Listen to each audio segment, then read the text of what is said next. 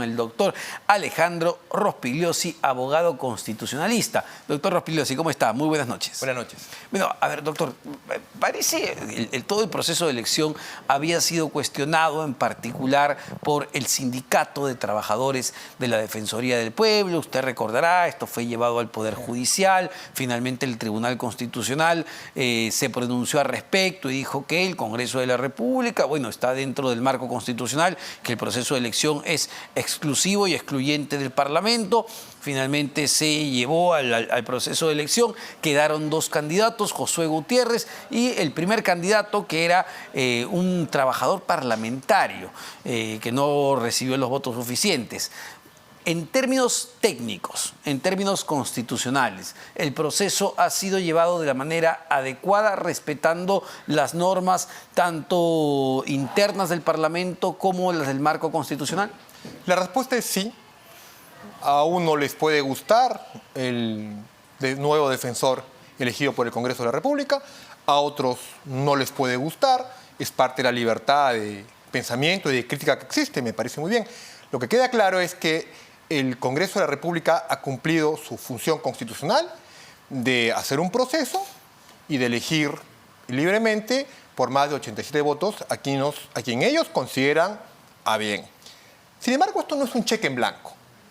El Congreso elige al defensor del pueblo por 5 años, pero también lo puede destituir si considera que en el trayecto comete alguna infracción a la Constitución. Así que eso quede claro, que no es un cheque en blanco y que va a ser vigilado externamente por los ciudadanos, por los medios de comunicación e internamente por el sindicato que usted refiere.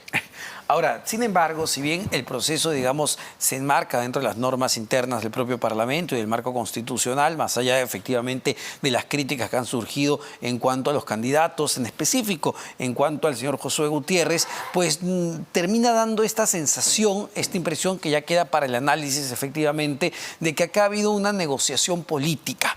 Y claro, podemos tomar ese término en varios sentidos, ¿no? Desde algunos grupos se toma la negociación política como algo negativo, pero también recordemos que el Congreso es un espacio político. Así es, y bueno, para lograr llegar a la valla de 87 votos, debe haber una búsqueda del consenso. Y eso ha pasado ahora y con los anteriores defensores del pueblo elegidos. Mire, cuando se eligió, y hablábamos justo en tu programa días atrás sobre este proceso que se venía dando en el Congreso.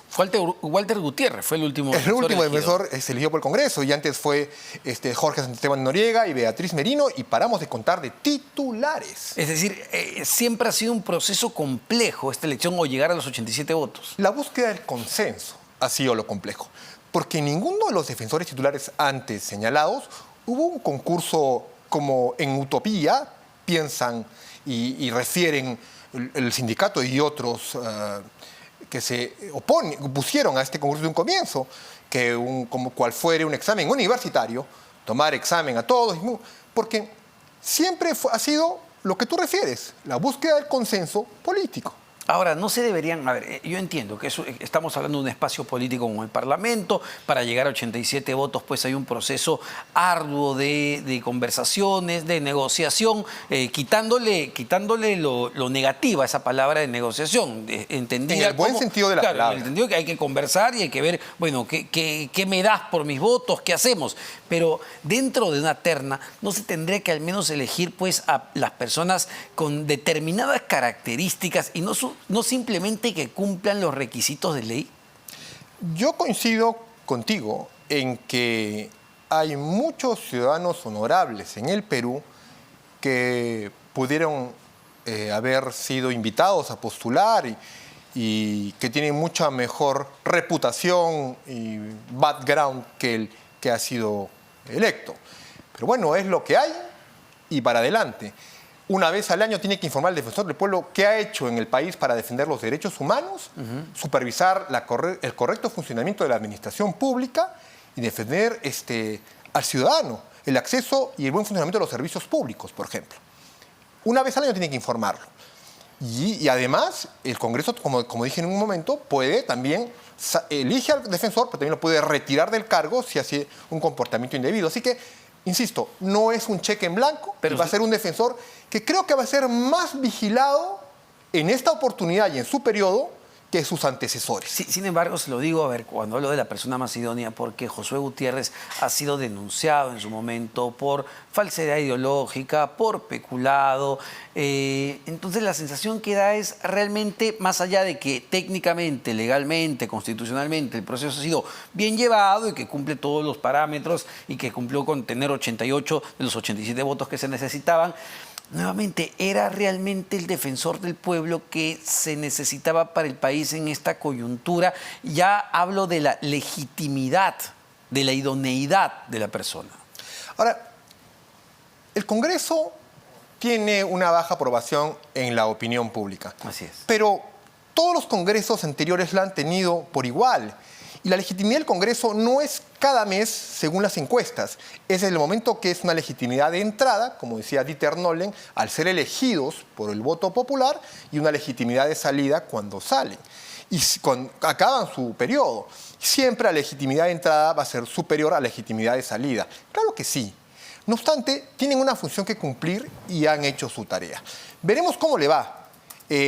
Insisto, es una gestión muy complicada la que se le viene, porque nunca ha visto tanta polémica para la elección del defensor como lo ha habido en la actualidad. Así que esperemos que le vaya bien en su gestión, o no, porque va a ser muy vigilado internamente por el sindicato y los trabajadores de la Defensoría, que van a estar acuciosos a cada movimiento, a cada memorándum que firme, a cada resolución que apruebe, a cada gasto que realice. Y externamente los medios de comunicación y los ciudadanos también. Sí, sin embargo, a ver, nuevamente, esta idea de que la elección del defensor del pueblo, de los tribunos del Tribunal Constitucional, sea parte de una negociación política, no termina desvirtuando y golpeando la propia institución, es decir, los fundamentos y la esencia de una institución como la Defensoría del Pueblo, que en una democracia está llamada pues a proteger justamente y a elevar la voz de protesta por los derechos de los ciudadanos cuando no hay, o cuando diera la impresión de que no se tiene independencia del poder político o de un partido determinado, no afecta justamente esa esencia que debe tener un defensor del pueblo? La respuesta es no. El ombudsman, que nace en Suecia, es elegido por el Congreso. En España, el defensor del pueblo es elegido por el Congreso. En Estados Unidos, los jueces de la Corte Suprema, la Supreme Court, son ratificados por el Poder Legislativo. Entonces, hay que dejar de ver de esta manera la elección de los altos funcionarios de Estado por el Poder Legislativo. Sí, claro, pero a lo que yo voy, que más allá de la normativa, más allá de la negociación, pues hay determinados funcionarios que deberían tener requisitos mucho más altos para cumplir su función. Cuando hablamos de un defensor del pueblo, hablamos de aquella persona que va a tratar de hacer que los derechos de la población se respeten. ¿Qué pasa cuando esa persona termina o ha sido el abogado del líder de un partido determinado? O cuando, como un tribuno, está supeditado a justamente las decisiones o caprichos del Congreso que lo eligió. Como te digo, en el derecho comparado, el defensor del pueblo también es elegido por el Congreso, por el Poder Legislativo de diferentes países. Ese es lo que hay, y esto no significa impunidad, porque los procesos, las denuncias que él... Cuidado, no estamos hablando de sentencias. Si hubiera sentenciado, no hubiese ni siquiera postulado. Las denuncias que tiene van a seguir su curso, y si es que más adelante es declarado culpable y sentenciado, pues dejará el cargo. Sí, claro, pero ahorita tenemos simplemente las investigaciones, denuncias que puede tener, ¿no? No, claro. A ver, yo no me refiero a que se le quite esa atribución al Congreso de la República, porque como bien señala usted, ya llegar a 87 votos no es una tarea sencilla, y así se ha demostrado a lo largo de la historia desde la creación de la institución de la Defensoría del Pueblo. Pero no sería ideal, digamos, ya hacia futuro, elevar los requisitos para que las personas que se presenten a participar en esta terna, en este proceso de elección, pues tengan un nivel diferente, mayor al que actualmente se le exige a los actuales candidatos? Sí, coincido contigo. La elección de un alto funcionario de Estado es una tarea política, una tarea humana, que es una tarea inacabada y siempre puede perfeccionarse. Claro que sí. Claro, por ejemplo, para elegir a un magistrado del Tribunal Constitucional, ¿no? Lo que se espera, pues, al tener bajo su responsabilidad una serie de decisiones trascendentes que terminan impactando en la vida diaria de las personas, los requisitos que se le exige a un tribuno o a un candidato a tribuno son mucho mayores. Uno espera que al menos tengan cierta experiencia en la academia, en la función pública, publicaciones, estudios, es decir, una persona que haya dedicado su vida y su trayectoria justamente a eso, más allá de la relación política que tenga con un partido, no. Coincido contigo. Entonces la pregunta sería, ¿cómo hacer más atractivo También. que personas honorables quieran osar postular? Porque van a ser escaneados, revisados, hasta su etapa escolar. Entonces también tenemos que movernos del otro lado, o sea, del otro lado del escritorio. ¿Cómo hacer atractivo el servicio público? Dejar la comodidad del trabajo en el sector privado para entrar al servicio público. Y es lo que hemos visto incluso hablando de las últimas elecciones del Defensor del Pueblo, ¿no? Claro, se presentan candidatos de muy buena voluntad, con pergaminos, con credenciales, y son manoseados, son ninguneados por algunos congresistas malcriados. Y claro, soy un profesional que estoy tranquilo con mi vida y quiero tener una vocación de servicio, pues no me voy a ir a meter a la boca del lobo a que unos congresistas me ninguneen, me insulten, me basureen, que es lo que termina pasando. Exacto. Entonces, creo que ese es un gran tema que queda como desafío de aquí hacia adelante. ¿Cómo hacer más atractivo el acceso a la función pública en este tipo de altos cargos? Y que no sean maltratados, manoseados en el debate de su vida personal, incluso familiar. Ese es un tema que debe analizarse de cara al futuro. Ahora, a ver, ya hablando del rol, de la función, porque, a ver, Josué Gutiérrez, como usted bien señala, no asume un puesto clave, importante, donde se sabe que hay un sindicato muy fuerte. El sindicato de la Defensoría del Pueblo, y esto se conoce, es un sindicato poderoso, tiene una presencia sólida y es una institución que se ha ido construyendo con determinadas características y quizá está bien que sea así. Walter Gutiérrez estuvo ahí, él es testigo de cómo funcionaba justamente la Defensoría del Pueblo. Pero, a ver, en esta coyuntura, ¿qué debe enfrentar? ¿Qué rol? ¿Qué puede y qué no puede hacer un defensor del pueblo según la Constitución? Es el ombudsman, es la magistratura de la persuasión. El defensor del pueblo no tiene dientes, metafóricamente hablando. No es un contralor. No, que impone multas. Exacto. Es la magistratura de la persuasión, persuade. ¿Intermediario quizá? Intermediario, supervisa la administración pública de que los funcionarios públicos hagan su tarea, defiende los derechos humanos, puede presentar demandas de inconstitucionalidad. Sí, tiene un rol muy importante. Muy importante. Tampoco puede ser un actor político, ¿no? Como muchos le han atribuido a la defensora interina, que se convirtió en una política.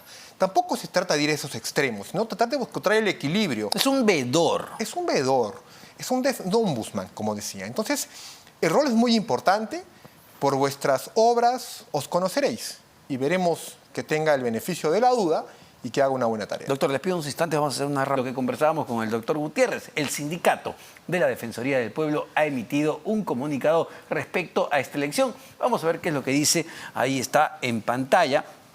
Y dice lo siguiente. El día de hoy el Pleno del Congreso ha impuesto la elección del abogado Josué Gutiérrez Cóndor como defensor del pueblo mediante 88 votos a favor y sin previo debate. De verdad, no hubo ningún debate. Le preguntaremos al doctor si esto es constitucional o no.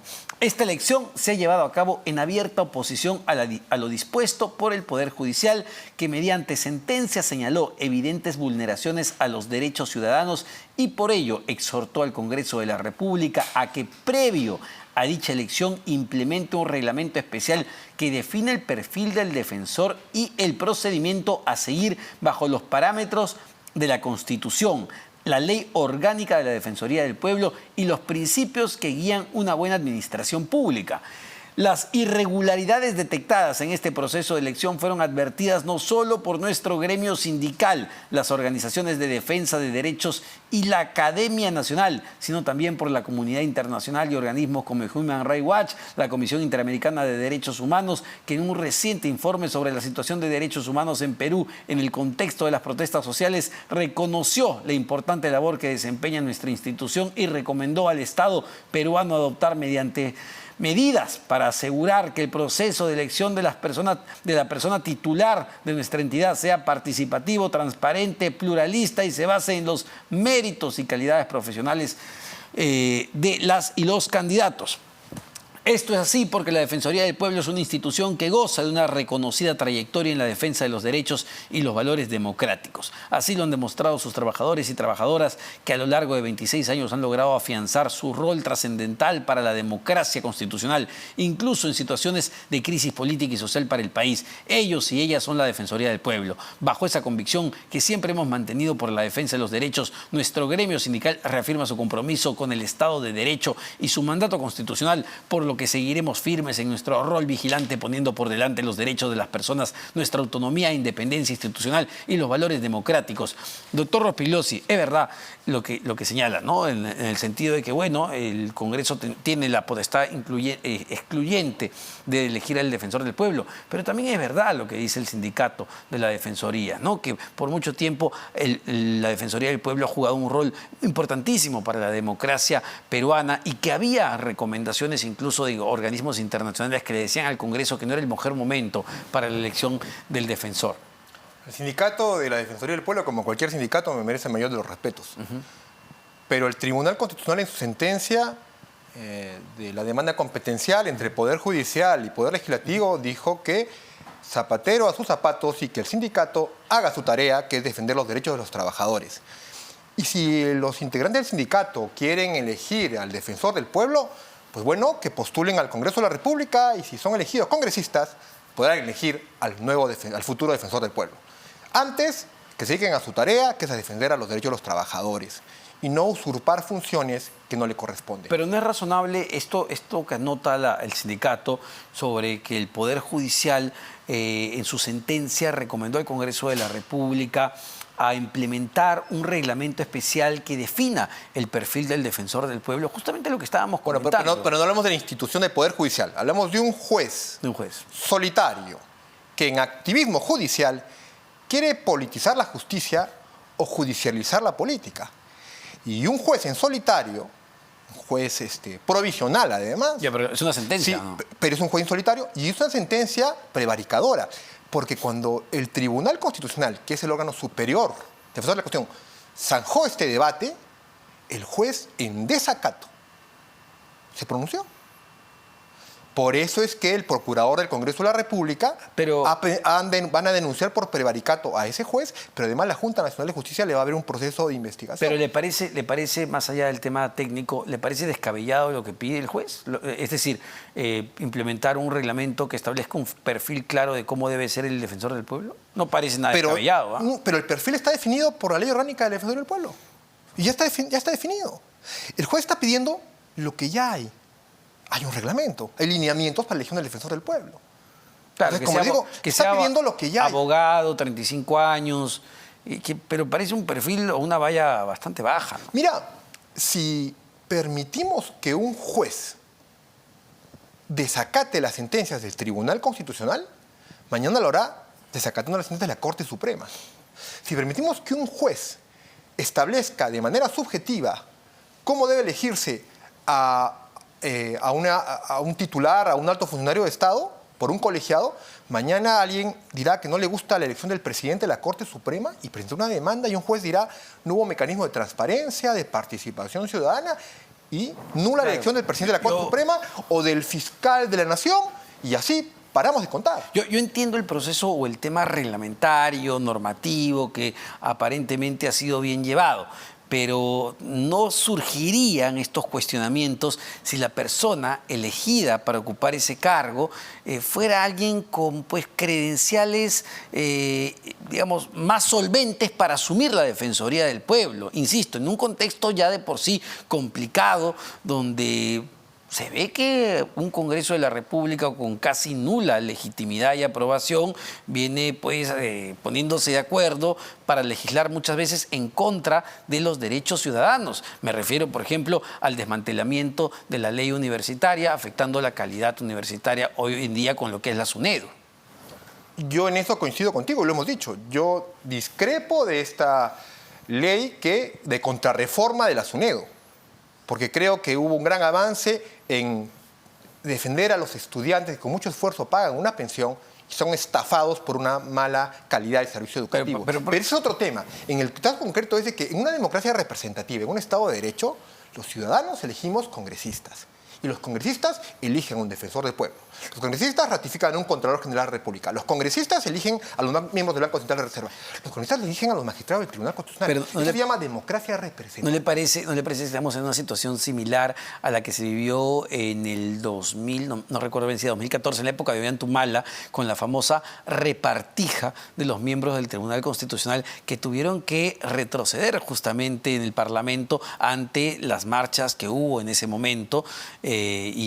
Bueno, lo que pasa hoy en día es que ya la gente no sale a marchar ni sale a protestar, pero nuevamente, ¿no vemos una componenda en el Parlamento? Pero hay que distinguir las cosas. En esa época, y tú lo recordarás bien, hubo audios que se filtraron donde se escuchaba claramente esa de las negociaciones, repartable, execrable. Hoy no tenemos esas pruebas que empañen la elección del defensor del pueblo. Pero curioso cómo se da la elección, ¿no? Votos que cambian, última hora. En todo poder legislativo se busca un consenso, se busca, igual para aprobar un proyecto de ley, un consenso, un diálogo, en fin. La gran pregunta más bien es, ¿qué se habrá acordado, no? ¿Qué viene? ¿Qué elección falta? Me parece que la de un miembro del Tribunal Constitucional, ¿o me equivoco? La del doctor Ferrero. Y del Contralor General de la República. Y la del Contralor General de la República. Que lo propone el Ejecutivo, pero lo ratifica o no el Congreso. ¿Qué se habrá conversado? ¿No? ¿Qué se habrá conversado? Porque esas alianzas del fujimorismo con Perú Libre no creo que sean gratuitas, ¿no? ¿Usted sí? Veremos qué pasa. Pero en todo caso hay que defender el marco constitucional. Cuidado, no vaya a ser que alguien presente una demanda de amparo diciendo que la elección del presidente de la Corte Suprema no hubo mecanismo de transparencia, de participación ciudadana y declare nula esa elección. Cuidado, hay que respetar a la independencia de poderes y el marco institucional.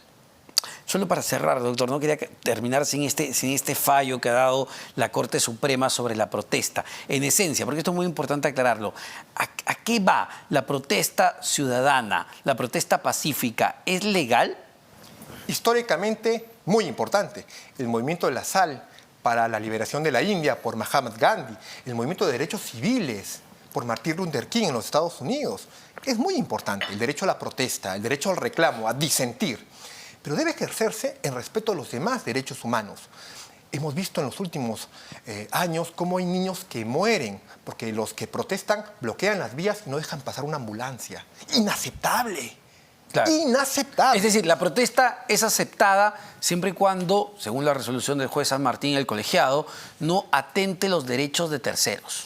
Así es. Y este caso, hay que decirlo, a veces se piensa mal que es este gobierno el que ha usado y promovido estas cosas. No, esto viene de muchos años atrás, cuando en el artículo 238 del Código Penal se estableció penalizar a aquellos que bloquean las vías, las carreteras, el transporte. Y vino de que 4 personas sentenciadas en Apurímac por bloquear la vía de las Bambas generaron un daño a terceras personas, a los ciudadanos. Ellos presentan un recurso de casación y, bueno, recientemente ha sido publicada la sentencia por la Corte Suprema. ¿De qué año es, solo para recordar? El caso viene desde del año 2019. Sí, claro, no tiene nada que ver con el gobierno. Pero sí saca un debate importante. Bienvenida a la libertad de expresión, la libertad de reunión, siempre y cuando no afecte los derechos de los demás. Y de protesta, siempre y cuando ésta sea pacífica, sin afectar efectivamente a los demás. No bloquear una carretera deja de ser una protesta pacífica, evidentemente. Quemar una comisaría, quemar el Ministerio Público no es una protesta. O apedrear los medios de comunicación como ha sido hace semanas atrás. Esos son actos delictivos y eso debe quedar bien claro. Muchísimas gracias, doctor Alejandro Rospigliosi, abogado constitucionalista.